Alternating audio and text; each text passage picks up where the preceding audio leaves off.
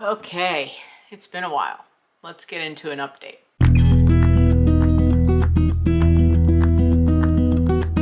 Greetings, loved ones, and welcome back to my channel. Thank you for your patience and just the time that you've given me to grieve and process all of this. As you can tell from the title of this video, I'm going to be talking about our pet pig, Peach, passing away, and also just, why I've been gone for like almost a month. But that's pretty much the number one reason. I wanted to just say at the beginning of this, because I'm gonna get into more of the details of what exactly happened with Peach, because I feel like you guys deserve to know. She was in so many videos and just such a big part of our lives and family and farm and all of these things that I feel like I should tell you all of the details, and also kind of just to like memorialize what happened in video format, just so with future farm animals or future pets, just like knowing some of these warning signs of, you know, her decline and whatnot. But I did want to say that if for some reason this is triggering to you to hear about animal death or, you know, just like cancer and things that kind of are out of your hands to a certain degree. And I'm not going to be getting into like gory details or anything like that, but I will be talking about her passing. So if that's a lot for you, you can skip forward to this timestamp on the screen and I won't be talking about this after that point. But let's get into it, shall we? So Peach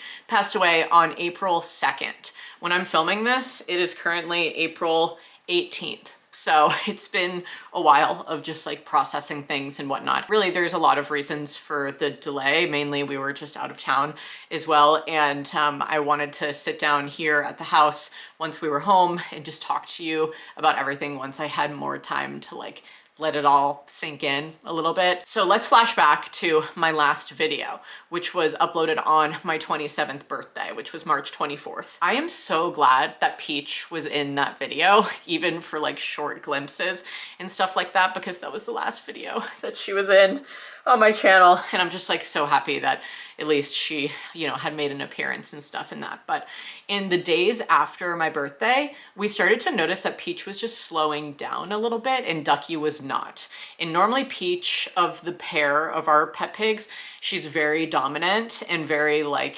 food driven, and most pigs are. I actually took this video, this was on the 26th of March, so like 2 days after my birthday. And I was actually just taking it to be like a silly video because I went outside to do farm chores in a robe in rain boots and I was just like, LOL, like filming myself. I never even uploaded it anywhere. But in that video, I said, and I noticed that Peach was being kind of slow and kind of standing near our shed and not following me with the feed bucket. And I was like, Peach, second dinner, you know, because we feed them like at 2 different intervals throughout the day. And I was kind of trying to get her to come and get the food, which was very abnormal for her. Also something to note, during this time we were feeding them at the top of a hill. And so it's not really abnormal for pigs to be like, I'm not gonna go up the hill. You need to move the hill or feed me lower. You know what I mean? They're not really obsessed with exercise. So yeah, I just didn't really think too much of it, but I did definitely go inside and tell Finley like, Peach was being weird, I don't know. And then the next day, Finley went outside to feed her and he said that she was doing this with her hooves, like her front hooves when she was feeding. And we were watching her through the window in our kitchen while she was feeding, being like, maybe she hurt her leg or something. And she like is kind of uncomfortable walking up that hill, so we should feed her closer to the house. So then on Thursday's feed, we were feeding them closer to the house. But then on Thursday, she started having like food poisoning symptoms, like coming out of both ends. And I had never seen my pigs get sick before. And so that was just like immediate red flag, call the vet. And our pig vet is not like our dog vet, where we load the dogs into the car and we drive them to the vet and then walk them into the vet's office. Like our pigs live here on the farm, and generally speaking, you have a mobile vet come out to see your animals if they're sick. So normally we do an annual exam where they get all of their vaccinations and checkups and everything. And it was kind of nearing that time anyway. So when we called them, we were like, yeah, maybe like she needs some vaccines, or maybe she just hurt herself. Like we really don't know. But the throwing up is really what's alarming. And there was a couple of different vets at this practice. So the one that I spoke to on that Thursday was a man, and he was like, basically just, you know, I could come out, but at the same time, I would say kind of give her a day or so, see if it works its way through her system and see if she's better. And he said actually by Monday, because they were having some weird weekend in the vet's office where it was going to be like they were switching care or something, or they were having some vet come in to like take over for the weekend and he wasn't going to be there. So he was like, I could come out today, but I honestly would just say like, wait it out basically. And it's so weird because when we got that call and we talked about it together, we were both like, okay, it's just like really abnormal, but we just kind of accepted it. And obviously in hindsight, you're like, why did we not, like, why didn't he even say to give her electrolytes? Or why did he not even say to like give her soaked feed? Like he literally just said to wait. And so we were fine with that answer because he was the vet, you know, and I'm not trying to like blame him or even blame ourselves, but it's just like when these things happen to you and they result in death, then you look back and you're like, what more could we have done, right? So on that Thursday, after we had that call and he said to wait, I basically texted our friend Athena, who we had adopted our pigs from. So if you guys don't know the origin story of our pigs, we basically were looking for a house pig originally. Before we even had Rue, we were gonna have a house pig for Larry.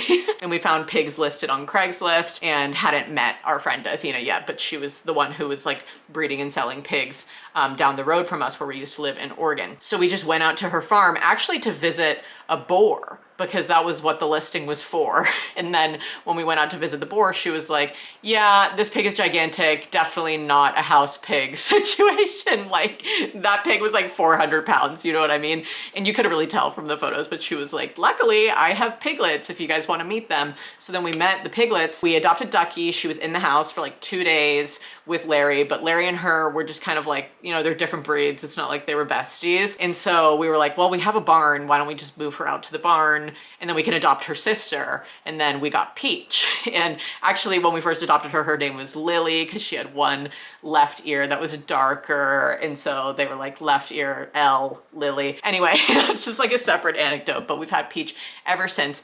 So she was 6 years old. We adopted her on April 2nd of 2018, which is crazy because she died exactly 6 years later to the day. When all this happened, she started throwing up. I texted Athena. She was like, hey, not to be, you know, alarmist, but it sounds like she might have gotten into something that Ducky did not get into. So I would follow like a poison protocol, basically of giving her activated charcoal to bind all of the toxins together in her system and push them out. So we started doing a tablet of activated charcoal in electrolyte powder, mixing that together and syringe feeding it into her mouth. And through the weekend, we were doing that. And some days she would get like a surge of energy, get up and walk around. But for the most part, she was doing that isolation behavior that pets do when they're about to die. Like they take themselves out of your house or they hide themselves in a far corner or like go into a closet. So she was isolating herself to the woods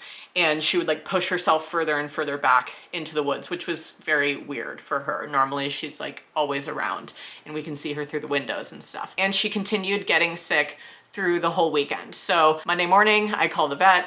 The vet comes out. It's a different vet than I spoke to on the phone. It's a woman now. And she came out and basically gave 3 vaccines, an antibiotic, an anti-inflammatory, and then a dewormer, like all just in case, you know, to help her with her pain management, as well as like maybe if she had worms, like she could, you know, get rid of them. That was just a prayer, right? Like, oh, I hope one of these things works.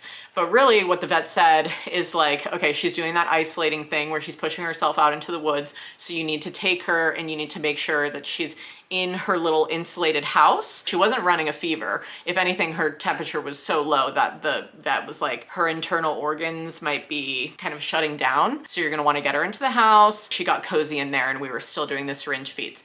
And also because she was so sick, she was refusing to eat food. And so she was just having like the electrolytes and the charcoal for I don't know, like 4 days, you know, until that Monday or something. And I was really like, I need to give her soaked feed. I had tried to give her grains just soaked in water. She didn't want them. I had tried to give her like greens or celery or like literally anything. I tried to give her ice cream because I was like, you love ice cream, Peach. How can you not want ice cream? But she was so sick that she didn't want anything. So we asked the vet, like, what do we do for energy? Because she was so low energy. She was just like, ugh. Like some days she would get a surge where she would kind of like move around, right? Like I was saying, but for the most part, it was like not her energetic self at all. So yeah, the vet had said to get her in the house, and then she was like, maybe you could do like a smoothie by syringe, just giving that to her. And I have like a smoothie every day with like kefir and blueberries and greens and protein powder and all that stuff. So she was like, yes, make that exact same thing, but for Peach, and syringe feed it to her. So she started taking the smoothie on Monday and she seemed to enjoy it. She had purple all over her face from the blueberries. Peach is she was a very independent animal. So seeing her needing to be taken care of by us in that way, that's more than just like feeding and watering her and loving on her, like basic, you know, care and needs. Like she really was reluctant to let us do that. I don't know how to describe it. It's just kind of that feeling where you're like so sick that your caretaker, you feel bad for the caretaker. I felt like she was almost like empathizing with me, you know, in her eyes, like, sorry, you gotta go through this, girl, you know? And also just, it was crazy that she was even letting us do that, because a lot of pigs, I mean, like the extent that we went to even syringe feeding these types of things, people would probably, like, I'm sure that there's people watching this being like, you did all that for a pig, you know what I mean? Because as traditional slaughter animals, which they are not to us because they're our pets, it's really hard to just like advocate for their life. Like even the vet said that Peach was an old pig at 6, which is not old. Like some pigs, if they're left to, you know, live out their whole lifespan, they could live to 20. Like we don't know how long Ducky's gonna live, but we hope that she's gonna meet and grow up with our kids. And when the vet called her old, like 6 being an old pig, she was very clear, like, just keep in mind, traditionally I see swine that are raised for slaughter. So of course 6 is old to me, right? I don't see them on such a frequent basis that I would know kind of what these like symptoms are, but I'm suspecting some kind of like internal organ shutdown with her temperature dropping so low. So we were like, okay, what we have to do is keep her in that damn house. We were syringe feeding her a smoothie morning and night, and then doing electrolytes 3 to 4 times a day mixed with the charcoal. And probably because of those vaccines that the vet gave her, and you know, her actually getting some smoothie in her for energy, on Monday night we went to bed pretty hopeful. We were like, wow, Peach was showing a little bit of energy and she was like getting up and moving around. She wasn't just pretty much putting her hands up and being like, I'm done, you know?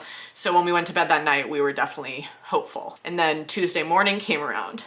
Oh no, I didn't know if I was gonna cry or not. I'm just gonna try to get through it. So Tuesday came around and I went out to check on her in the morning like I do. And she was laying down in the hay and she had her feces like around her face. And if you guys have farm animals, you know that pigs, even though they get a bad rep for like being really dirty, they don't poop where they sleep. So her being so close to her poop, I was like, oh no.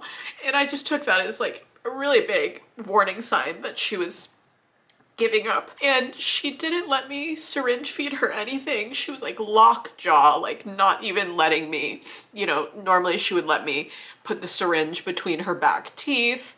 And, you know, she was being very gentle whenever we syringe fed her, but she was like, no, like, I'm over it. So I had Finley come out and, you know, he basically was like, all right, we need to call the vet back. Oh, I forgot to say this because the vet tried to take a stool sample from her on Monday and basically like couldn't get one that was like solid enough. Sorry for the TMI. So she just was gonna test, or said that she was gonna test the remnants of what came off on her glove. And then she never even recorded that she had taken a stool sample at all and never ran anything. And so we never got a call about the update of the stool sample, because the stool sample would have given us a clear, like, does she have a toxin or parasite or worms or something, like it would have come up on the stool sample, but nobody ever ran it. So then Tuesday morning after I saw her, I called the vet and I also collected a stool sample because she had the, poop around her. So I like grabbed one of those, put it in a baggie, called them and was like, I'm gonna drive this stool sample in if you guys, don't have the results. And she was like, that's so weird. Like the receptionist on the phone, who was a different woman than who came out to our house to see Peach, she was like, yeah, there's no recorded stool sample here. Like we didn't run anything. So I was like, okay, I'm going to drive out there right now because I feel really nervous. And of course, this is just another example of like, truly you are the biggest advocate for your family, your pets, everybody. Like nobody cares as much as you, even though people empathize with you and stuff like that. Like it was just kind of frustrating. So I sped to the vet safely with my little stool sample and I was like, I'm going to wait in the driveway for you to run this. And the receptionist, bless her heart, she was being so nice. She was just like, I'll run this right now, just being so, she was like giving me a listening ear and listening to all of the symptoms and the updates since the vet had come out the day before. And both of the actual mobile vets were like out on calls at this time. So it was really just me and the receptionist in the office. And then I went out and I waited in my car for like the 15 minutes that they were running the sample. And when I was parked out there, the mobile vet came and parked right next to me, the woman who had come to our farm the day before. And she came and knocked on my window and she was like, hey, so I have just one more shot for you. This is a steroid. It might help her just like push through the day. I heard some of the symptoms, from the receptionist and just try this as kind of like a last thing, right? So she gave me the steroid and then she was like, I'm gonna go inside, check on your stool sample, just like, hang here. I, at this point and in the morning, had definitely come to terms, and Finley, I think, was as well, with the fact that Peach could definitely pass away, just because of how she was acting and it was so abnormal for her. And even though we thought, oh, on Monday night, maybe she might turn a corner, like by Tuesday, things had just changed pretty quickly that we were like both processing the possibility of death. So then the vet comes back out and she's like, so the stool sample came back normal, negative for parasites or toxins. So honestly, if I had to point to anything with that, internal temperature dropping and stuff, and I feel like maybe organ failure like could be linked to cancer. And this is something that I learned a couple of years too late into adopting my sows when they were very young. Girl pigs, sows, they have a 75% higher risk of developing reproductive cancer in their life if they're not fixed. And when we got our pigs, they weren't spayed and they were just gonna be living together, two sisters. It's not like there was any risk of them breeding together, right? There was no boars even around the property. So we were always just like, probably won't ever get that done. Because also, once you have farm animals, it's a thing to take them off of the farm. Like they don't like being transported. Pigs don't like being picked up. So it's just one of those things where it was like, okay, well, if you didn't get that done early enough, it would be, there's also like a much higher risk of failure or them having some kind of like a bleed out or something like that, like a lot higher risk the older that they get, not only with just like the trauma of taking them off the farm and putting them on a stretcher and putting them under anesthesia and all of the risks involved in like a big surgery like that, especially for like a 6-year-old pig, right? So when she said cancer, I was like talking to her about the reproductive cancer thing and she was like, yeah, could be that. And I was like, honestly though, what's the treatment plan for a pig with cancer though? And it wasn't like she laughed, but she kind of was just like, there isn't one. I mean, I could refer you to an animal hospital to go get her x-rays and ultrasounds and confirm what we think might be the case, but up to you guys what you want to do. But with Peach being in so much pain that day, just like all of the aspects of taking her off the farm while she was so sick and suffering, just to go and get her an ultrasound or an x-ray or something like that and confirm like a suspicion, it just, when we were weighing the odds, we were like, let's just see how she does. I told the vet that I would let her know if I wanted that animal hospital recommendation, but when I said bye to her, she also gave me another dose of anti-inflammatory to help with her pain. And so I had the steroid and the anti-inflammatory, the negative stool sample results, and the possible cancer, diagnosis to a certain extent. And I went home armed and equipped with all of that. And Finley was actually out at the hardware store at this time. And so as soon as I went home, I went and I visited Peach. She was outside sitting in the mud, and I administered the steroid and the anti-inflammatory to her, and she didn't even flinch. And that was really alarming to me as well, because it was giving, I have given up. You know, she didn't get up, and like those shots would have stung. So it was just weird that she didn't react at all. And so then I just started crying. I was talking to her and I was like, I'm gonna give you a second to kind of let those shots sink in. Stay here with Ducky. I was watching her from the window, sobbing in this chair. And I was just holding my dogs and just being like, damn, I really, really think she's gonna pass away today. Like, I just had this feeling. And I called Finley and I was like, you need to come home. And he was already on his way. And I went out to her and I brought her a peach flower, a peach carnation, and I laid it on her back and I just played her music. Oh, I really thought that I would be able to talk through this okay, but the wound is still so deep.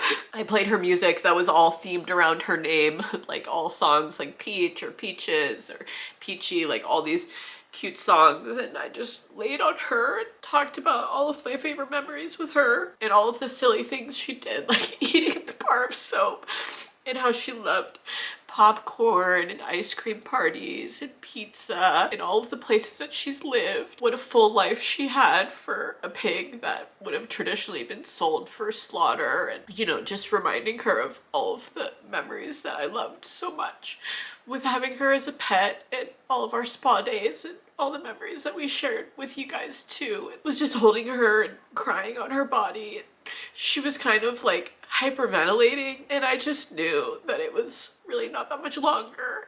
And so I kept telling her to hold on for Finley. I was like, because Finley and her had a really, really unique bond and relationship. And so I was like, please just hold on for Dad. Like, please hold on. He's almost home. And so when he came home, he immediately came out to her pen, and I laid on her back and he laid on her front with her face to his, and we just cried on her, just holding her and telling her that it was okay to let go if she was in pain, and she didn't need to hold on any longer for anybody, because everybody who loved her so much was right there. I don't know how many more details I can get into, but that's basically what we were doing. I had had so much time with her alone during that day that I knew that Finley needed to have alone time with her too. So I told him I was gonna leave him in the pasture with her. So at that moment, when I went back inside, obviously my heart was breaking into 1,000 pieces, but I knew that she was in good hands and that Finley and her would have their time together. And I had said everything that I needed to say when I was walking away from her. And I just came back inside, and I actually started to make a folder of all of the pictures and our favorite memories and all that kind of stuff as like a dedication to her, and had put together like a playlist of all of those songs that I was playing for her outside, just kind of doing stuff to like distract myself from, you know, like what was happening outside, but then also at the same time like memorializing her in a way, even though I knew that she hadn't passed yet. Like, I can't describe enough how much I just really thought that she was going to pass away. And obviously you're like praying for any other outcome, but we had definitely made our peace with that possibility. Finley was out there texting me updates and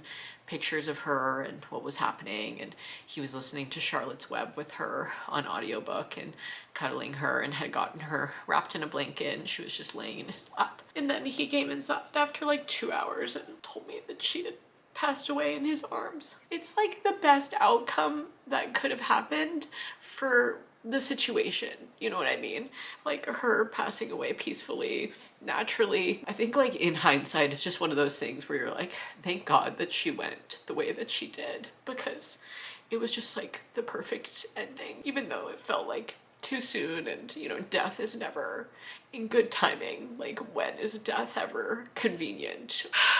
Yeah, she passed away at around like 6:30 or something on April 2nd. And when she passed away, it had just started to rain, and then it started like pouring like for the rest of that night, and then it started snowing like the next 2 days, and it was just crazy. It was like Mother Nature was like fighting back. And yeah, I'm not going to get into too many details from this point on. We held a funeral service for her. She's buried in our forest. It's where I filmed the very last clip and the very last lesson of my 27 lessons I learned in 27 video for my birthday with you guys, which feels very like, I don't know, serendipitous in a way. I filmed it in that chair, and that chair is like right by her resting place. So we can go and sit in the chair and visit her. She has flowers all over her grave. And we had a little family funeral where every animal, I held them, but they all gave her a flower. I talked about their favorite memories with her, and that was very healing for me. And Finley, you know, did all of the burial and stuff like that, which yeah, I won't get into too many details of, but I know that it's probably really hard for him, but also, I don't know what the word I'm searching for is, but it's like, in a way, it was such a healing experience as well for him, because he was with her when she, you know, crossed over. And regardless of what you believe, you know, what happens after death and stuff like that, it's just such an honor to be around somebody who's passing over to the other side. And I'm really glad that he got to have that, because honestly, like, when I think, I don't have any regret about not being there for that, because I really feel like it would have just been such a different experience with two souls witnessing her doing that rather than just him. I think it would have been really painful for me to watch her cross over. So I'm glad that he was there for her in that situation. Oh my God, it was just, it all happened so quickly. Like, all of this happened within 1 week. She went downhill on March 26th. She passed away by April 2nd. And it's just like, oh my God, how quickly these things happen, right? But like I said, it's not like death ever comes in good timing. And so let's also talk about timing for a second. So she passed away on Tuesday night. We were going to leave for our baby shower and trip down to Virginia on Friday. So when she was really sick at the start of the week, like on Monday, and we had the vet come out, we were just praying that she would turn a corner, because if she hadn't, we're not gonna leave her with our neighbor who normally watches the pigs, our sweet neighbor Ron. He is just amazing. And we would never leave our dying animal with somebody else, right? So we had a B plan. In the B plan, because we were having a co-ed baby shower, so both of us were going to go down for it. The B plan would be that Finley would hang back and he would take care of Peach. But then because Peach passed away on Tuesday night, then we had all of Wednesday and all of Thursday to grieve, rot in bed, have our funeral service with the family, and try to get out all of the pent up emotions, which are still spilling into this video. Of course, grief is not linear, but all of this just felt so fast for Ducky, because we were going to be leaving Ducky alone, and Ducky, her sister has always been there pretty much. I mean, other than those first like 2 days in the house with me, you know, Ducky and I are very bonded in that way, because Finley was like outfitting the barn for her in those first 2 days when we had adopted her. And then when we got Peach, Finley and Peach were very bonded. It's not like he wasn't bonded to both of them, or I wasn't, you know, to Peach, but it's like we had our unique relationships with both of them.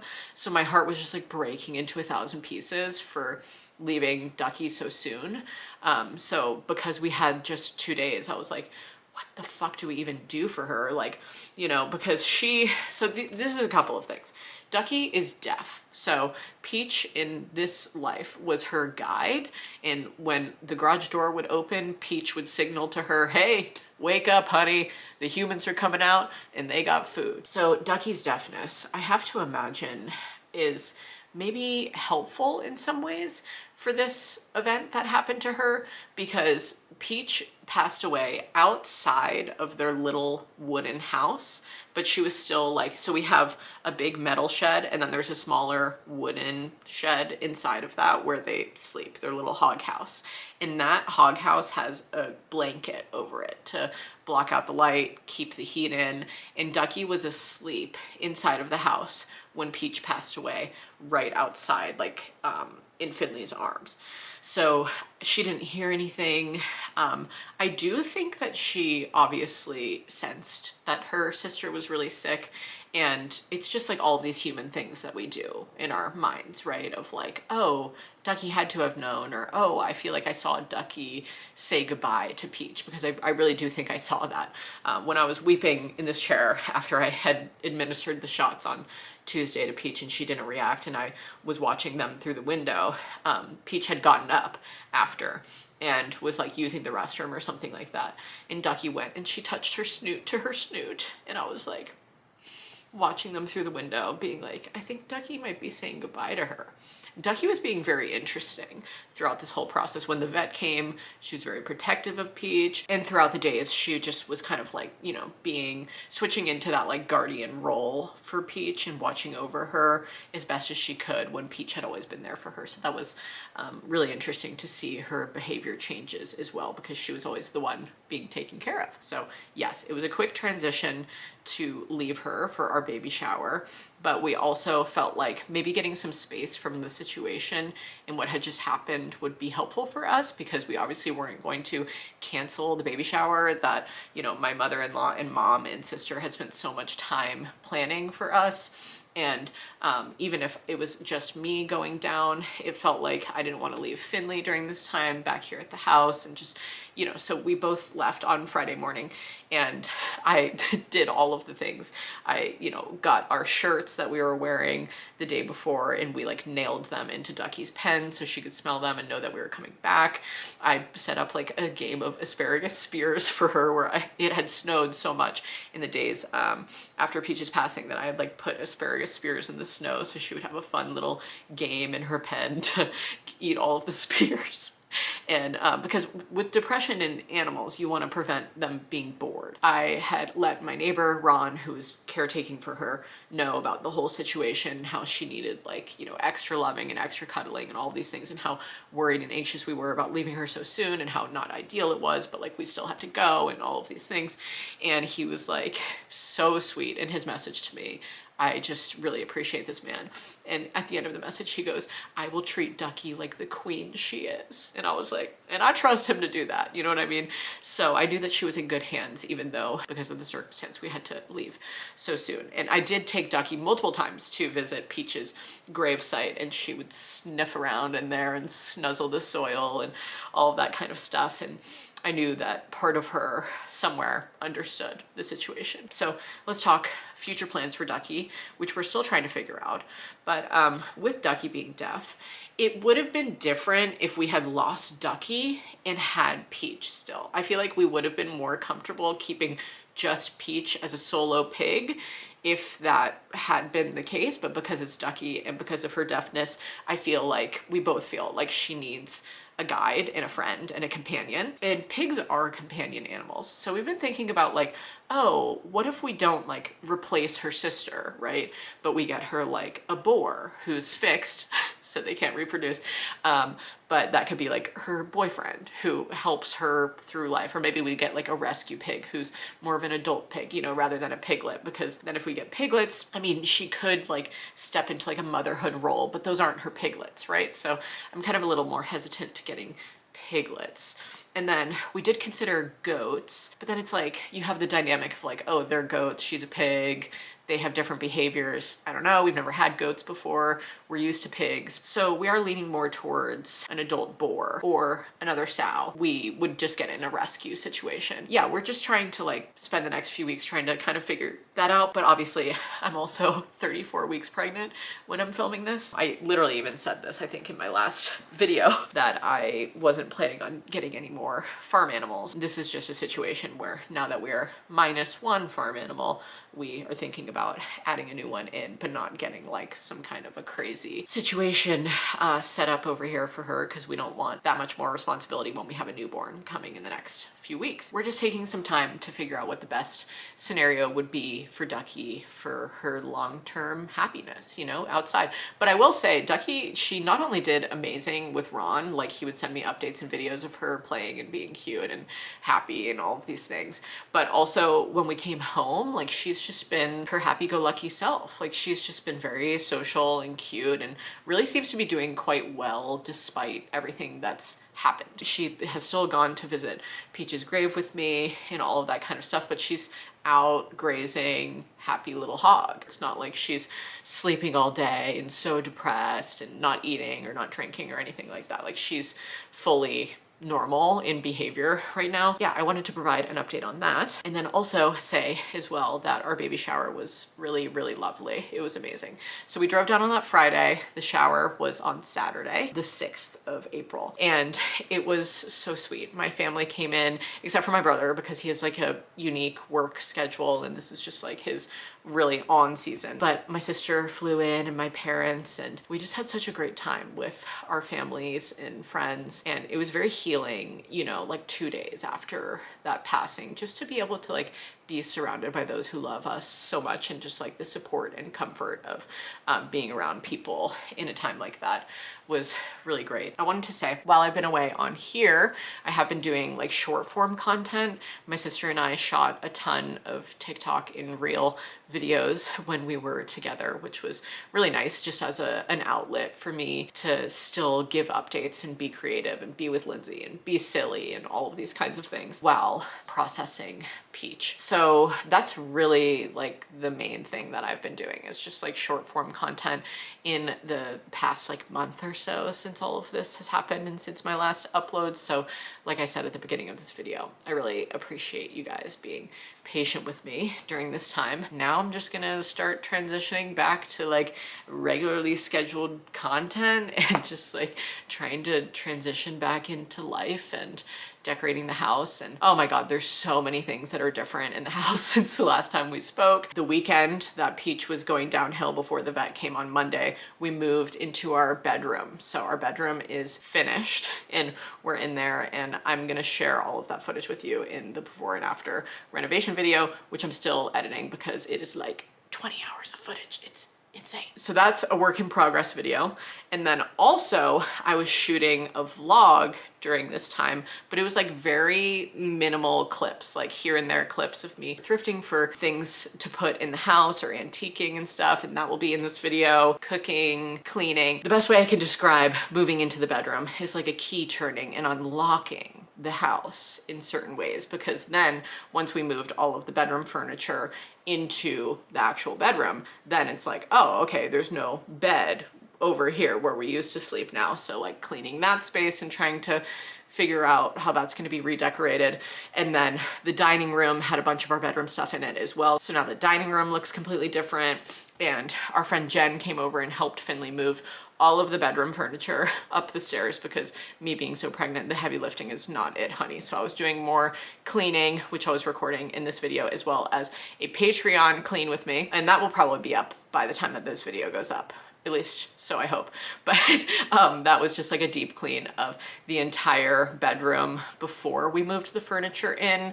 And that will be like the first sneak peek of it for anybody. So the patrons will like see that first, compared to waiting for the before and after renovation video on here, if that makes sense. So I have like basically 3 videos that have been like kind of being filmed at the same time or being worked on while all of this was happening. So I'm excited just to like get those up for you, and also just start nesting and opening all of our baby shower gifts with you and putting them into the little spaces that we've curated for our little baby coming soon. And that's where I've been. A couple of just things before I get into more of, I guess, just like the vlog part of this video, is just thinking about how lucky I am to have loved something so much. She was such a good girl, Peach, and we're gonna miss her so much. I'm just so happy that, you know, you got to have a part of her in your life for the time that you did. And our baby shower was Winnie the Pooh themed, and I saved this little photo, this little quote that one of my patrons commented: how lucky I am to have something that makes saying goodbye so hard, even though my little piglet is gone. Death happens on farms and in life in general. And this is my first big loss of a pet, if you couldn't tell.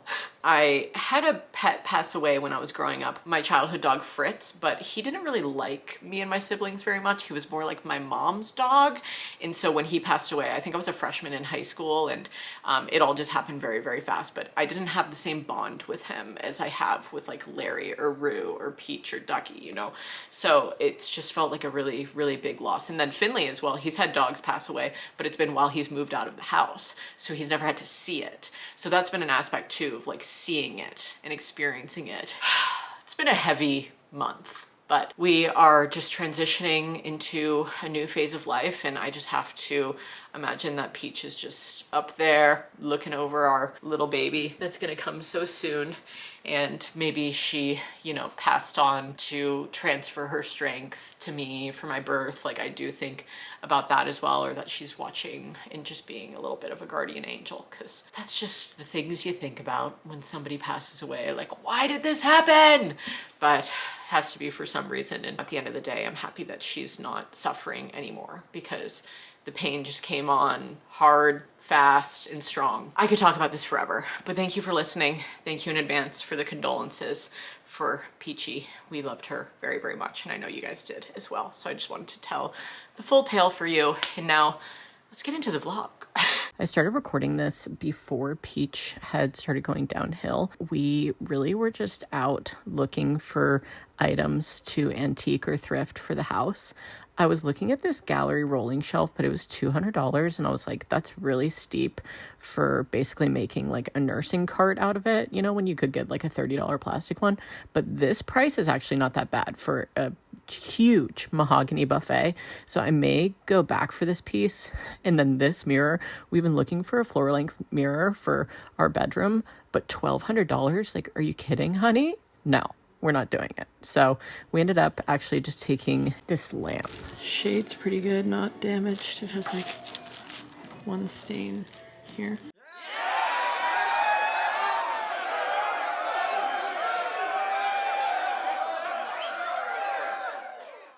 Look at this toboggan sled. Leather's a little... Gold leather seats. A little on the tacky side, I might say. Could fit five or six butts on that thing. I don't think that came stock. I think that was a aftermarket choice. Attachment here, at least the paint. Rue, we actually did get you a little something at the thrift store. I know. Carpet. So exciting. Ready? Oh, you wanted it too, Larry? Guess what, dogs? Wow, look at that. Look at that. Well, if these dogs could read, they'd be very upset right now. I'm gonna vacuum down here so we can put this carpet down.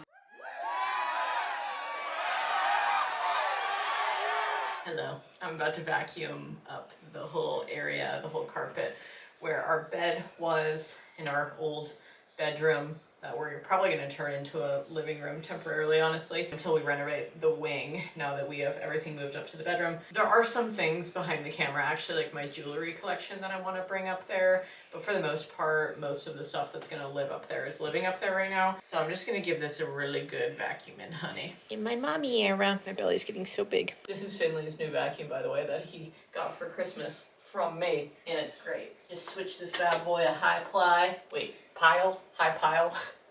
I always mix up pile and ply. Like, this isn't toilet paper. It's way more powerful than my cordless one, though, this Dyson.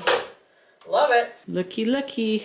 I'm in the midst of cleaning it, but we're gonna move this dining table onto this carpet since it's so big. So I've been just vacuuming and cleaning, and well, Finley cleared everything off this table. I'll show you it after. Okay, it's a couple hours later, but oh my God, I'm losing my mind having this here. Like, in every single shot of my vlogs, this was just pressed up against that wall with so much crap on it. And now it's actually a table with flowers. We haven't actually screwed the slab onto the stand yet, but we're not actually gonna be using this yet as our table. All of our chairs are downstairs in the basement still, so we need to like bring those up and screw in the table, and then we can actually like use it as a table, you know? But I just wanted to get these bouquets on here and make it nice and good. We pushed the old table out of the way, which is in a very inconvenient location. It's not gonna live here. I want it to live back here, and this is what I've been talking about. This is what I've been saying and preaching and praying and saying all of these months. And we're just gonna move all of this into the blue room. I haven't showed you guys this since our friend Jen came over and helped us out, but we moved a ton of stuff into here that was just in the basement, and our clothes used to be in here, so it was just like our closet, but now the clothes are upstairs. So we have like a ton of freed up room for baby stuff, which is right here, which we'll bring up. I'm gonna do like an entire nesting video, so I'll bring up nesting stuff then. I was gonna put these in the bedroom, and then I actually ended up not choosing these rugs to go in there, so who knows what will end up actually making its way up to the bedroom. But I found like my sock monkeys and baskets and games and just stuff that's like, if we're not using it now and bringing it up here, or our books, which are all in these Amazon Fresh boxes, like we'll just forget that we have things, you know, that we could go through. Jen and Finley originally organized everything to where it was like a line around the room so you could still look at and see what everything is. But then today we like added some more stuff in here, and we are going to continue to add more stuff in here. But I'm sure like as the months go on, we'll kind of pick and choose things and take them all out. What are you doing? You're going to get on there and maybe make a little mushroom puzzle? She doesn't know what she wants to do. All of my shoes are in here still too, because he's making the shelves for my shoe rack. But I just wanted to show you this update. This is our moved storage in the basement. Is so iconic now. Finley has so much room for his workshop and construction projects, which is really just great because now he doesn't have to like bang around into a bunch of stuff, and we don't have to basically spend months wondering where our items are. You know, we can just come in here and look. I forgot to say this in this clip when I was filming it, but what's in the basement now is just like stuff that's actual storage, and what's in the blue room is stuff that's decor or like living things, board games, those types of fun things where it's like, oh, we could unpack those and use those because now we have bought a house and we need to move into the house, rather than, you know, just having stacks and stacks of things where we didn't really know. In the basement, everything was stacked on top of each other, and every time I tried to like explain it to you guys, I was like, I genuinely don't know what's in there, and I can't physically move all of the boxes when I go down there, being so pregnant. So I would just go down and be like, I think my stand mixer's in there, but I don't actually really know. And then it would just take me months to like find stuff. But then when Jen was over and she moved up all of the bedroom furniture with us, after we finished that, we went down into the basement, and I just sat in my little director's chair and I was like, hello, what is in that box? What does that label say? And then they would read it to me and I'll be like, bring it up. And that's what I did for like hours and hours.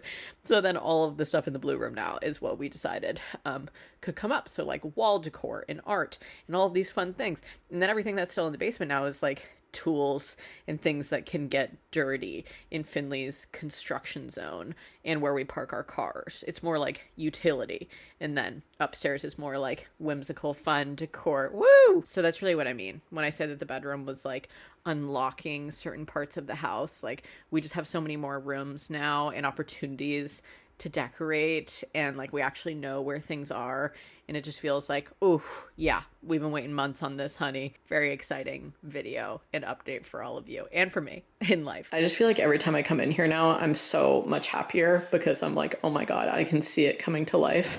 The vision, it is going to be incredible.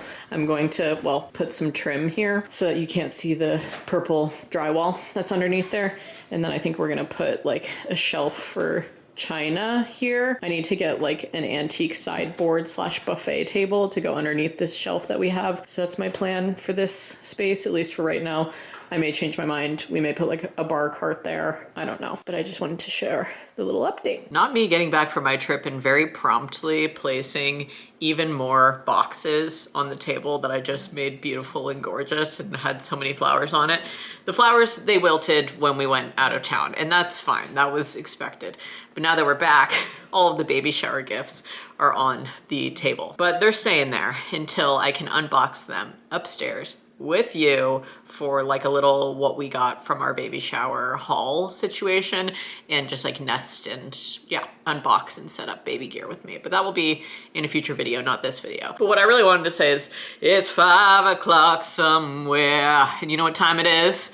It's health and wellness time, baby. I got my smoothie going, and I also just poured up a little electrolyte water. You know, you're actually sitting on my water right now. I wanted to chat with you guys about one of my favorite supplement brands and the sponsor of today's video, Terry Terry Naturally. They have an incredibly wide range of supplements, but in my pregnancy, I've been rethinking all of the supplements I can safely take. So I've been sticking with their Vectomega supplement for a few months now. That being said, since every pregnancy is different, you should definitely check with your healthcare practitioner before taking any supplements. I've been focusing more on getting lots of healthy omega-3s to support my body and my baby. So that's why I started taking Vectomega. This is the only omega-3 supplement on the market that is bound to phospholipids for better absorption. It's sourced from North Atlantic salmon and made from ingredients you can trust. I love that the serving size is just one daily. It doesn't give me fish burps, and the supplement is never chemically altered. I just love this company as a whole for many reasons, but one of the biggest is that they have a very high standard for labeling, shipping, and storage. Their supplements go through rigorous testing to ensure that you get what you paid for and the product is safe. So I highly recommend checking out all of their products linked below if you need some new supplements in your life. Thanks, Terry Naturally. What up? I'm having a bit of an appointment and errand today, so, figured bring you along, show you the 411. I just got my teeth cleaned. Pearly whites, love it. I also had a midwife appointment this morning. All is well, 34-week appointment, checked in, and then also scheduled for 36 weeks. They're coming to do a home visit, and we're gonna do, just like checking everything out. I'm pretty sure they're gonna bring like my birth tub then that I'm renting, and then I get like a separate liner for it. So, the rentals always stay hygienic. And I actually just got my birth kit in the mail for like all of my home birth supplies as well. So maybe I'll show that in like a separate video. Somebody's gonna pull in across from me, but it's fine. I'm gonna keep talking. But the dentist was actually kind of fun because I really like my hygienist. She's like the same age as me and just, she's cool. Shout out Miranda. I really need to go get food. I'm so starving. I put chia seed pudding. I'm always hungry, like at this point in my pregnancy. Like I always leave the house with a snack, cheese stick, something of the sort. And I ate a cheese stick on the way to my midwife appointment, but now it's like 2 p.m. I need to have lunch. So I think I'm gonna go get some lunch in town in Brattleboro. I feel like I should try a new place. Might try out this place called Super Fresh Organic Cafe. Sounds so healthy and boring. Whatever I get, I'll let you know. But after I eat, I then have to go to the post office because they called me today and they said that they've had a package for me for like 10 days that has a signature required. They were like, we're about to like send it back. We have to like return it to sender if you don't come and pick it up. So I figured I would call you. I don't normally do this. And I was like, shout out to small town post offices because I will be on my way. I didn't know. I was out of town for like a week and a half because obviously, as I mentioned earlier, we were out of town for our baby shower, but then we also extended the trip. So our baby shower was on one Saturday. The following Saturday was Finley's cousin's wedding. So we stayed in town for that. And then we put like, a couple of days tacked on to the end of that just to hang out in Richmond with his sister. So yeah, it was definitely a long trip. So it seems as though I've had some packages waiting for me and I need to go pick them up. I also need to send off a Depop order today and a little condolence card as well to a loved one. But that's what's up with me in my world. I wanted to say a little shout out to Audrey, Lauren, and Julia for sending me these little items. So Julia sent me a silk bonnet for my hair to wear to bed. So she was hoping that it would help my hair get less tangled in pregnancy, which was very nice of her. And she also sent this card and said that a less than 3-month-old drew this little drawing on the outside, which is very sweet. And then one of my old Twitch viewers, Hedonist Honey, love you bestie, she opened a little herbal apothecary, and so it's called the Naked Apothecary. She sent me a bunch of like adorable custom like infusions, little bedtime tea and a regular tea, and this is all like pregnancy safe, bath milk, salve for my belly, and various things. Oh, also some like little candles. They're like very tiny beeswax candles that will burn for like 30 to 40 minutes, which is amazing. Then Audrey painted me this little flower, which I love. So pretty. And she wrote me this sweet little card, but she also made me this granny square wall hanging in my favorite colors, my channel branding, which is amazing. We live for a crochet project. Thank you, besties, for the P.O. Box goodies. My sister reminded me when I last saw her that I never showed you guys this, but one of my nesting projects, I feel like I mentioned to you guys, was that I wanted to get, well, I already showed these like magnetic shelves that I got as space saving for the side of our fridge here. But in some past vlog, I remember talking about how I was getting the urge to replace all of my spices because I had never done that before. And I was just like using my spices. They were so dried up and I was like, why did I never, some of these are probably expired, you know what I mean? So I got these cute little minimalist jars. I'll link them down below. Lindsay helped me pick out the ones that I wanted. And then I just got all these bulk herbs and they look so freaking good up here. I'm obsessed. And then underneath them, I just put all of my supplements. Honestly, it's just such a good use of the space. And every time I see these spices every day, I'm like, oh, I'm just so happy I did that. So this is your reminder to replace some of your expired spices if you think that it's been a while. This is where the old supplements were, by the way, and it was just really not great. They were right behind the stove mounted here. These racks like came with the house, and so I just put them there when we moved in. But I didn't realize that when we got this new stove that the air from inside the oven, when it cools off and turns off, it ejects from right here. So it would just like blow out all this hot air onto my freaking spices. And a lot of them just went like hard and bad and just needed to be replaced.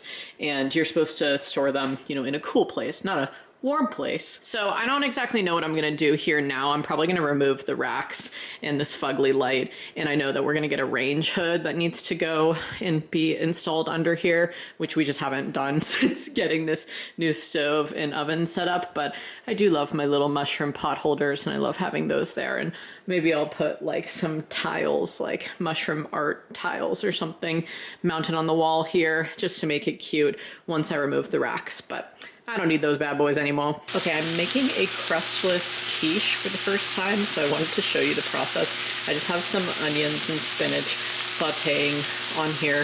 My friend Audra was telling me about the crustless quiche, and I was like, you know what? I'll try that one out, because normally I just get like really buttery, thick, you know, various crusts and stuff for it, which is fine, but I also am gonna try this one that's like low carb, high protein kind of.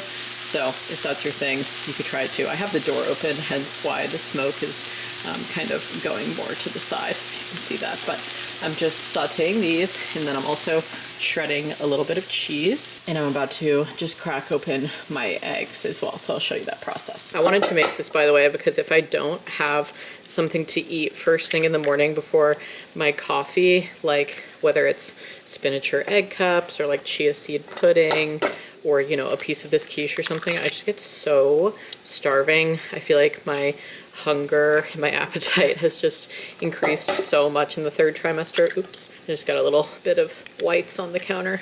That's fine. We're just gonna do 5 eggs, it says. And already sauteing right now, I have a package of 10-ounce frozen spinach. You could obviously do fresh spinach as well, but for some reason the recipe just calls for frozen. And I thawed it and then drained it, and then a whole large onion is also in there. I feel like I've actually gotten worse at cracking eggs as I've gotten older, not better. I'm just gonna whip my eggs first, then put in, it says 3 cups of cheese, which is kind of crazy, but I guess it's just, you know, making up for things with having no crust or something, just getting a little crazy with the cheese. I need to clean up this yolk, this is gross. Okay, 3 cups of cheese, shredded. Yeah, this is just 2, so I feel like 3 cups is so crazy. I just started with shredding some Emmentaler that I had left over from previous quiches I've made, and then I'm also gonna shred some sharp cheddar. Okay, this amount of cheese in here, like I said, it kind of feels crazy, but I'm just running with it, okay? And now that I've put in, I also added in salt and pepper. I just kind of eyeballed it. And then I'm going to spoon in the spinach onion mixture. I don't think I already mentioned this, but I didn't do like the full 10-ounce bag of spinach because I had already used some of it in smoothies and stuff, and I was just like, whatever, like I'll just use the rest of it. And generally speaking, I don't like too many greens and things anyways. A little bit is enough for me. Okay, we got all this stirred up, honey, and my oven is preheated to 350. I'm gonna butter a baking dish and pour all this in. All right, off she goes in her buttered baking dish for about 30 minutes. I feel weird about making a crustless quiche. I really hope this is good. We'll see when she comes out. Okay, let's see. Yeah, that looks nice. Looks like a cheesy delight. Okay, I'm gonna let that set for about 15 minutes and then break into it and try it. Okay, quiche taste test. Let's see. I mean, it's really just like cheesy eggs with onions and spinach. I didn't think that it would be too wild of flavors or anything, but do I miss the crust? I'm gonna be honest and say yes, but it's still really good. Right before I filmed this clip, I just had the funniest interaction with one of my neighbors. Finley's actually out right now, and this random car drove up the driveway, and I was like, who the hell is this? Because I'm not expecting any packages, you know what I mean? And I looked out and this guy was like, hey! And I was like, okay, it's probably just a neighbor. And he came up and he had a fat joint. And he was like, it's 4:20. I just have been driving up the road, getting all the neighbors high. And I was like, what? This is so funny. And he was like, I've never met you before, but like I just figured, you know, I'd come up here. I knew that there was like new people living in this house, and I'm sorry it took me so long to come up here, but like, do you want to get stoned? And I was like, I love this energy, and you know, normally, sir, I would say yes, but I am 8 months pregnant and I cannot. And he was like, oh my God, I would have never come up here if I had known. And I was like, seriously, it is totally fine, and I wish I could take you up on it. Love this for you.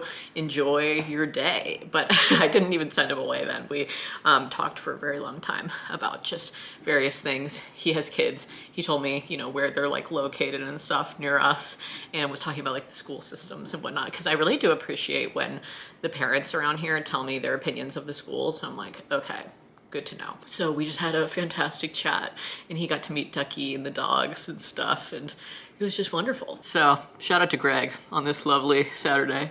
This is the best day of my life. Yeah, look at me, honey. I'm in my sweats and t-shirt today, vibing. I got Finley this t-shirt for his birthday, and it's absolutely incredible. I just found it on Etsy, and the dachshund on it is literally Rue. Like, this is just, it's incredible. Anyway, I am going to be finally cleaning this little corner of our kitchen, and if you guys have been watching me for just even like the past few months, you know how much I have been wanting to clean this space. And we have all of the furniture, the heavy stuff at least, cleared out of here, and I'm just going to be vacuuming away and dusting all of the walls. I think I'll just have Finley take off some of the, I don't think you can see it behind me. No, you can't because of the cropping, but there is some old like curtain rods and blind holders and stuff like that, and I just want to remove those from the windows because this corner needs all the light it can get. I definitely will not be putting curtains up here, but I am ready for a day of cleaning, okay? I got my belly band on to support the weight of my 3rd trimester belly right now, and then I have my OFOs on, which are like orthopedic slides, because the last time that I cleaned my house and was on my feet for like hours and hours throughout the day, I had the worst foot pain and calf pain and Charlie horses for probably like 4 days after that, which was just terrible. So we're trying to avoid that at all costs. And my mom, she retired, but she used to be a physical therapist, and she recommended these for like, you know, active recovery kind of a vibe. So anyway, that's what's up with me today. I am so desperate to vacuum these floors. You guys will be able to see the level of like dust and grime on here. For those of you who have been watching since like when we first moved into this house, our bed used to be here. Like our whole mattress was laying here when we first moved in because we thought that we would renovate the wing earlier than we did. The wing is this area over here. I do still have some crap at the top of the stairs that I just need to like wheel in there, but we didn't put a lot of stuff in there initially because we thought that, I don't know, we would like renovate that first, but things change. And then when we started renovating our bedroom upstairs, we moved our bed into the wing because we were like, well, there's fumes from, you know, restaining the floors and painting and all that kind of stuff. So then that's been out of here ever since, thank God. But then when we moved the bed out of here, we just replaced it with a bunch of boxes. And some of the boxes had literally been like jammed up against this wall over here since move-in day, like some kitchen things and other various, I don't know, decor items that we haven't really like broken into. So I'm just gonna be doing a deep clean today and then making it kind of more just livable and nice. I am confused because there's some like little cables over here and cords, and I don't really know what the story is with those. Also, if you notice this propane wall heater behind me, we do have propane hooked up to this, but there's a little like kink in the propane line.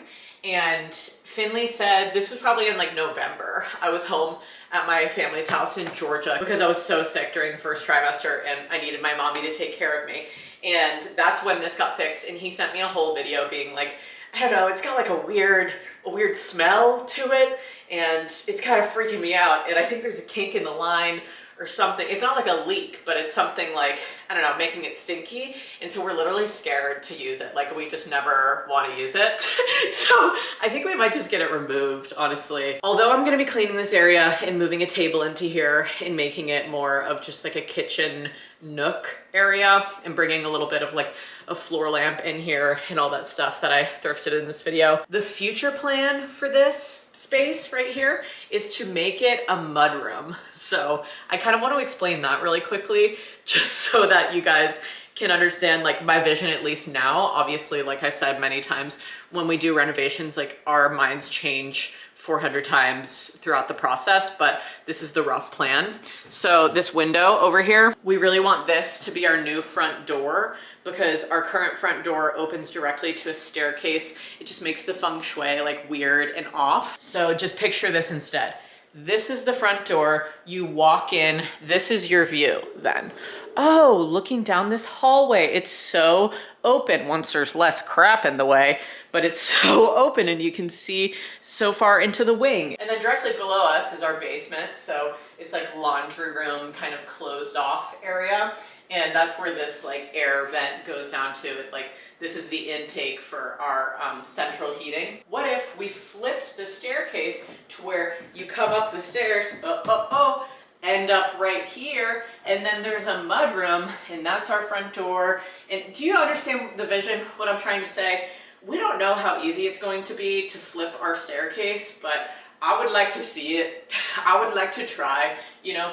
And Finley came up with that idea fairly recently, and I was like, you know what? You're really making a lot of points here, buddy. Because I gotta tell you, having a house in Vermont during mud season with no mudroom is truly a lot, because we just have to like clean constantly at our front door over here, and it would just be so much easier if there was like tile floor here and like a place to hang our boots and coats and, you know, put our snow shovel and have room for the kids to sit down on a bench and take their boots off. You know what I mean? Like just things like that. It would make so much more sense to me. And either we get this wall heater fixed or we rip it out, who knows? But that is hopefully gonna be like the future of this little corner. But for right now, we have a lot of tables in Oregon. If you guys remember our little table, that's what's under here. And I'm kind of trying to decide like, because we literally have 3 tables in here right now. I'm like, there's just 2 people living in this house. Baby on the way, but she's not gonna be at her high chair at the table for a very long time. It's not like we have a shit ton of friends to host a ton of dinner parties. Like, what do we got 3 tables for? But the previous owner left behind a giant table, which I'll tell you the story of later. I'm talking way too much in this intro. I just have a lot of updates and I'm like very excited that this is finally happening. I think I just need to put my hair in a bun and start cleaning, okay?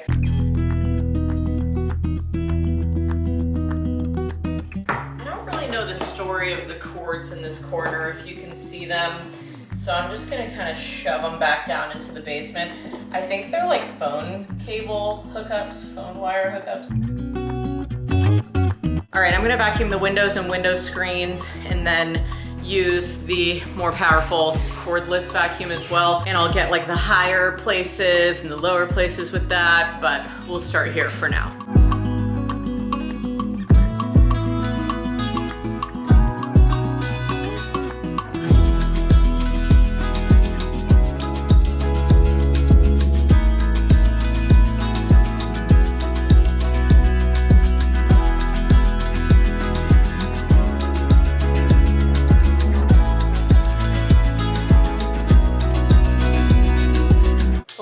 This is piece number 1 that's gonna bring this room together. At least so one might hope. Got this floor lamp. We're gonna plug that bad boy in. Yeah. All right, I feel good about that. That really is adding a little some to the room, because there is no overhead lighting in this corner. There's just a fan. We actually really love this fan. I think it's like very pretty with the gold accents and stuff. We might add a light fixture onto it, but that's a later project. So right now, floor lamp. And I can't decide if I should mop or not. I feel like, why not? Let's break out the O-Cedar. I forgot we still have to vacuum over here. So we're gonna do that and then we're gonna mop.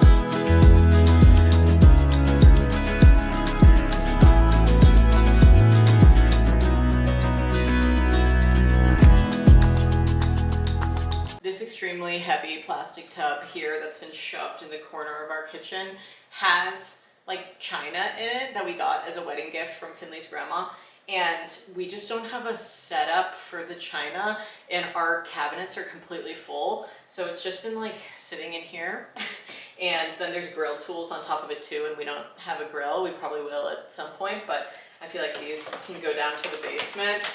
And then the china, once I get like a shelf. So that's what I was also looking for with the buffet table. So we do have an antique shelf that we got from his great grandma that could go on top of a sideboard, like an antique sideboard or buffet table, which I've been looking for so long, like a dark walnut colored one to go over here in our dining room. But hi, Larry.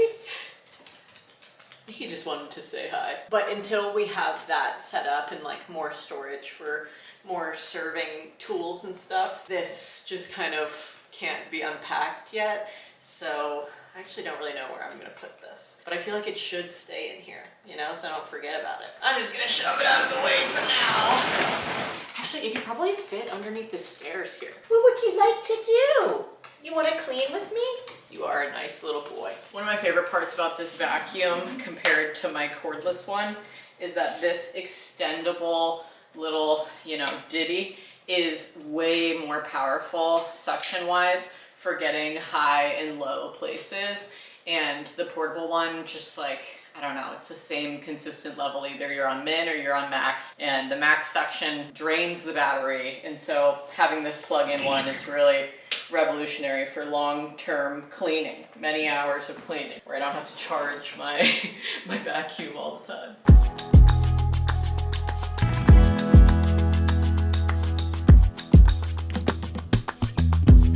All right, I think it's time to put away our handy dandy vacuum. She did us well, and I found 10 cents. So it's incredible. Let's break out the O-Cedar.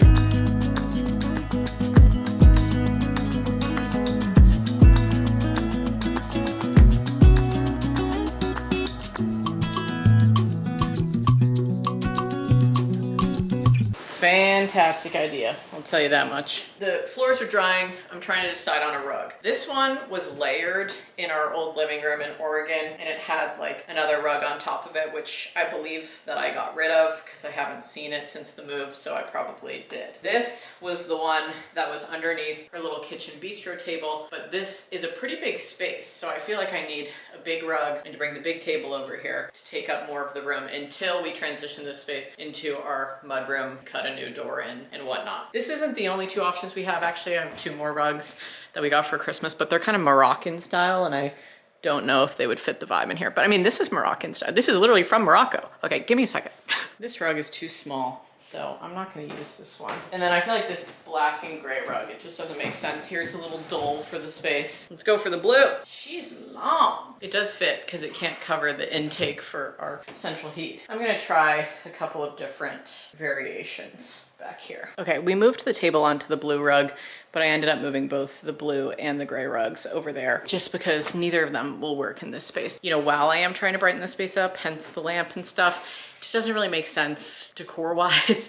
And so I think that they would be better in like a kid's room or a playroom or something like that, where it's a little bit more like bright, fun, whimsical vibes. But I'm gonna try to put down just this like dull black and white rug that Rue won't stop walking all over because she remembers. Also, Finley informed me that that intake vent actually it's not hooked up to anything. So I could just cover that up completely with a rug, which would be helpful space-wise. Of course, the one I thought would look the worst actually looks the best. You can't tell right now, but I'm gonna vacuum it and then put the table on, and I'll show you after how great it looks in the space because I feel like it's really tying things together well, shockingly. Okay, I just tried to dress up the table a little bit with the only table runner that I have, which is a table runner slash sarong situation.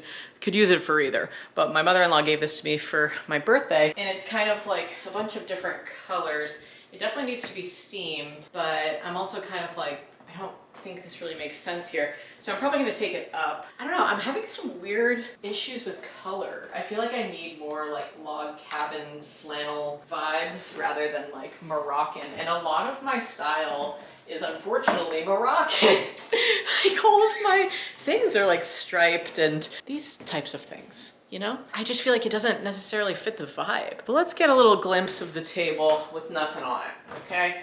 So this would be centered. I just have a candle on top of this mushroom platter here. It's kind of like a serving board, cutting board situation, but I really like it. So I would love to feature it more. It was over where like my mugs were. But honestly, I feel like this is good for now. I might add a chair on either end just because we do have a lot of chairs. And I actually have no idea where my other table runners are or tablecloths of any sort, but I feel like for right now, just keeping this table bare is probably the best idea for us. But I wanted to sit at this table and tell you a story about it really quickly.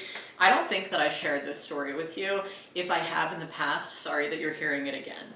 But when we first bought this house and we were doing like our inspection day and stuff, the previous owner was here clearing out some of his old stuff, and I was in the house while Finley was talking to the inspector. So I was talking to the previous owner and he was telling me like a bunch of stories about the house. And I was sitting down at this table and he looked at me and was like, "You want to hear a funny story about this table actually? I got this from Magic Mountain, which is like a ski hill around us." He said that there was like a bunch of these tables in their like, you know, bistro hall or whatever, dining hall. And so he got one of them and brought it home. And on this top face here, there was like thousands of initials and names and like little phrases and things that people had carved in. And you can still kind of see some of them, like it says hi over here. And in the benches, there's definitely some like marks and stuff. But it was like, you know, a symbol of the place. And then he said that one time his wife's mom came into town, so his mother-in-law, and he like stepped out of the house to go, I don't know, run some errands or something. And when he came home, his wife was like, "Oh my God, while you were gone, we did this fun project. Like, I want to show you as a surprise what we did." Surprise! And showed him this table, and they had sanded it and stained it. And she was like, "I got all of the names out." And he was like, "You did what, honey? You did what?" "That's why I got it. It's because it had all of the names in it." But he was like, "I couldn't make that big of a reaction, obviously, because my mother-in-law was there too. And, you know, she was part of the team on the project." So I was just like, wow, looks great through gritted teeth. But he was like, "I kept it either way." And they like restained it this kind of like cherry color, which I don't know if I love. You know, just there's a lot of darkness in this corner. I'm sure even now I look very dark because I'm backlit. But I mean, the lamp is actually offering us a lot of light, and I'm sure if we get an overhead, it would help a lot as well. And we'll reimagine this space to be a mudroom one day. But for right now, we have our little Magic Mountain table here and our benches. And I actually, on Pinterest, when I first moved into this house, I made a ton of like renovation inspiration boards and stuff, or just one, but it was like a very large one with like 400 pins. And a lot of the photos that I liked, I'll put on the screen, kind of some inspiration photos, like little kitchen nooks in cabins where there were almost like built-in benches to the walls and stuff. And obviously we're not going to build in benches to serve for this table, but I do like it where it is now. And I feel like it makes more sense over here, taking up more space. I feel like we'll always keep this table just because like it was the previous owners and because of the money story, and it has a little bit of history. So even if we transition this to be an outdoor table and maybe do some kind of an outdoor protective coat on it, we'll always keep it. I am going to just add chairs to the ends here, if they even fit. Do they fit? Yeah, these don't entirely fit like on the carpet, but I don't know, it does make the whole set look a little more full, so I'm gonna keep them there for now.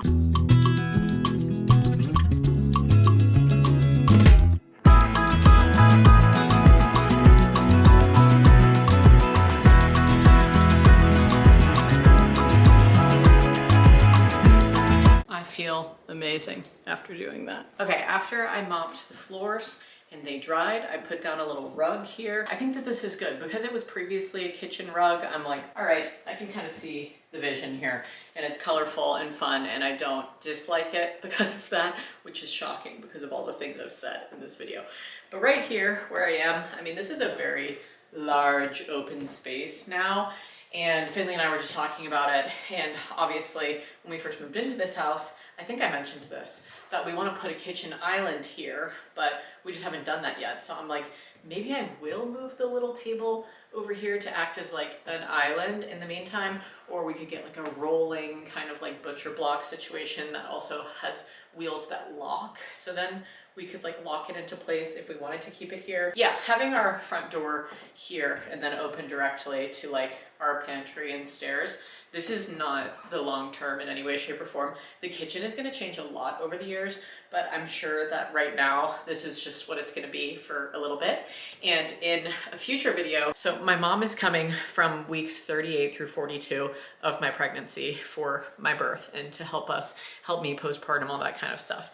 And because she's retired now, she can kind of like play the trip by ear and leave when she wants to leave. She's bringing her dog. It's going to be great. I'm like, pack the paddle board, honey. It'll be like a great time of year. Pretty much like the best time of year to visit Vermont is like late May, kind of like early June vibes. So she'll be here for that. Anyway, I texted her the other day because I was telling her about how I want to do some form of postpartum meal prep with you guys, like get some, you know, meals and casserole, like freezer dishes in our freezer. But then also I sent her the list of stuff that I was thinking of and she was like, I can make that stuff for you. Like, I know how to make all those things. So I'm learning to just like accept the help and be like, yes, whenever, you know, people offer to do things like that. And I know that she'll be cooking and cleaning and helping and all that kind of stuff when the baby gets here. But I also, yeah, I'll probably make like some things with you guys. But if I don't, I want my kitchen to be at least like clean enough and organized enough for someone else to navigate it. And right now, these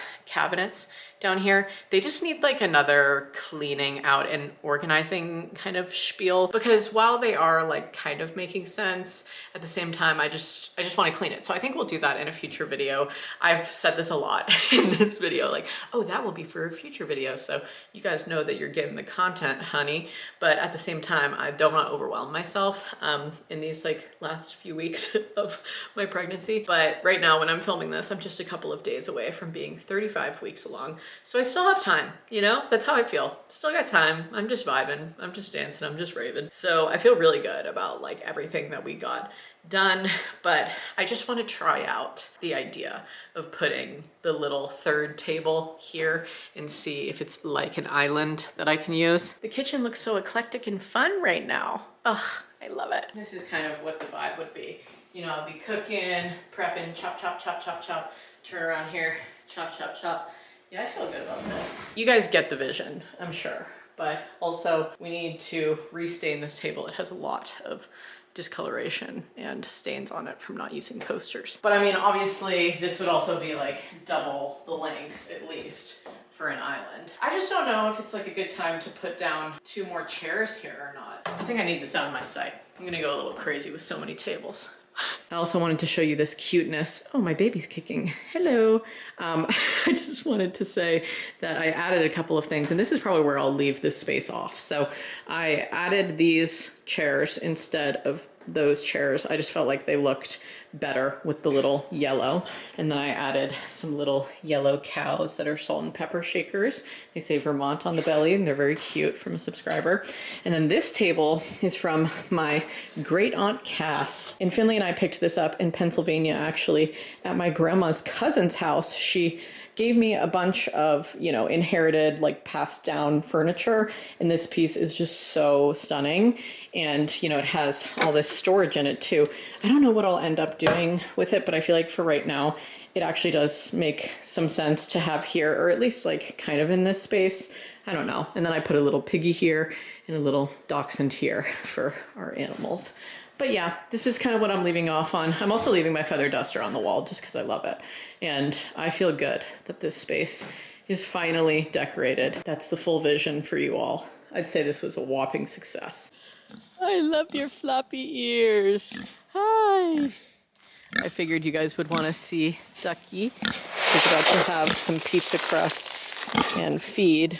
That's terrific, isn't it? She's doing really well. She's got hay on her head, as per usual. I just love her so much. I'm so happy that she's doing well after Peach passed, and we check on her multiple times a day.